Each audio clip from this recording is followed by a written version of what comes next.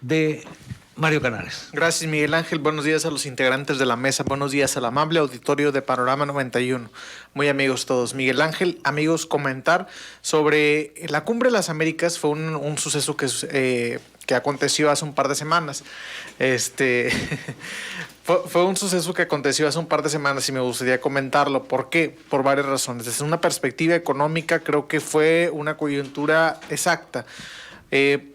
Como lo hemos comentado en este espacio de opinión, la pandemia continúa y sigue siendo el principal elemento que tiene un impacto contundente sobre la economía de Estados Unidos, sobre la economía de México y, por supuesto, que con las economías del resto de América. Al mismo tiempo, mientras se llevaba a cabo este acontecimiento de la Cumbre de las Américas, que reunió a la mayoría de los presidentes desde Canadá hasta el sur, y además de representantes, como fue el caso de México, que envió al canciller Marcelo Ebrard, al mismo tiempo que se llevaba a cabo esta reunión, el Banco Mundial emitió un reporte sobre las perspectivas de crecimiento económico de esta misma región. El Banco Mundial, que está conformado por 189 países miembros, es una asociación mundial para reducir la pobreza y generar prosperidad compartida en los países en desarrollo.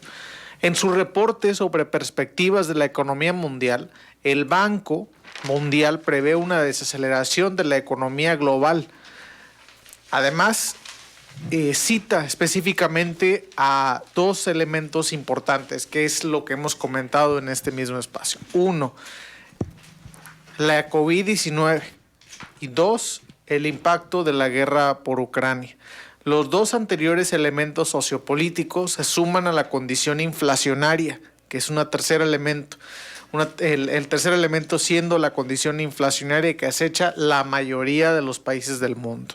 En su conjunto, COVID-19, la guerra en Ucrania y la inflación forman tres sucesos extraordinarios con efecto dominó y consecuencias internacionales. Hace un par de días leía un artículo sobre cómo, a pesar de que tanto México y Estados Unidos están posicionados en una condición de recuperación inminente, ¿por qué no se ha podido? Y es que aquí cabe destacar que vivimos en tiempos sumamente interesantes, en donde tenemos el tema de la pandemia, después tenemos el tema de la guerra en Ucrania, que desata toda una serie de acontecimientos, por supuesto que lo más importante, las vidas, pero también con consecuencias económicas. También tenemos un alza de la pandemia misma en China, que detona una serie de nuevas restricciones que atoran aún más las cadenas de abastecimiento mundiales. Y por si fuera poco, tenemos una condición inflacionaria récord, como no la habíamos visto. En Estados Unidos, la inflación alcanzó 8.6% en el mes de mayo, es un récord histórico. Y por supuesto que en México también, a pesar de que el registro es un poco menor al de Estados Unidos, sigue siendo un registro inflacionario muy alto, y lo más importante es que sigue estando arriba del 3, que es el rango de tolerancia del Banco de México.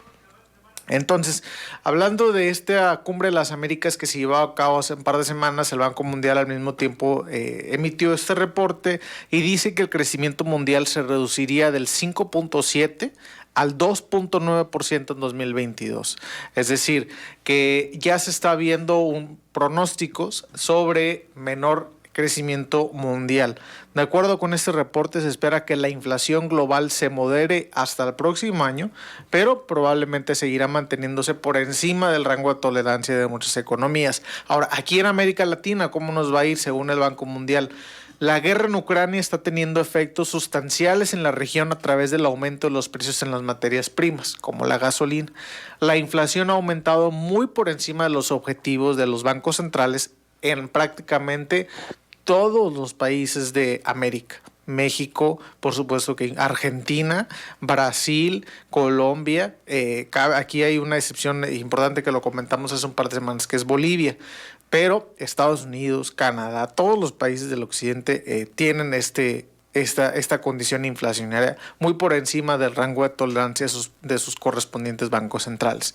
La COVID-19 ha permanecido contenida en la región desde que pasó la ola de Omicron, pero los cuellos de botella, estas restricciones en las cadenas de suministro por el alza de la COVID-19 en China, está detonando nuevamente estas perspectivas menos favorecedoras.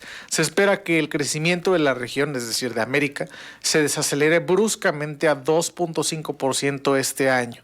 La desaceleración regional es producto de condiciones financieras más restrictivas, debilitamiento del crecimiento de la demanda externa, rápida inflación y alta incertidumbre política en algunos países. Entonces, aquí este es la reflexión de esta mañana, Miguel Ángel, Rafa, Roberto, amigos, sobre hace un par de semanas que se llevó a cabo esta Cumbre de las Américas. Llegaron a acuerdos ahí políticos en materia migratoria.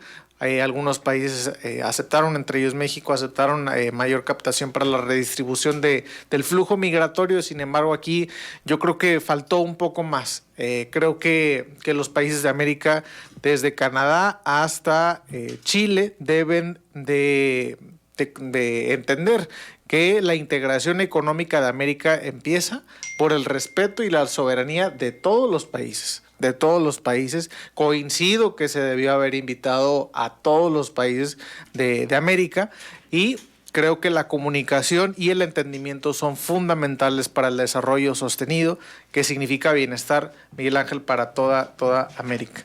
Entonces, y ahora con los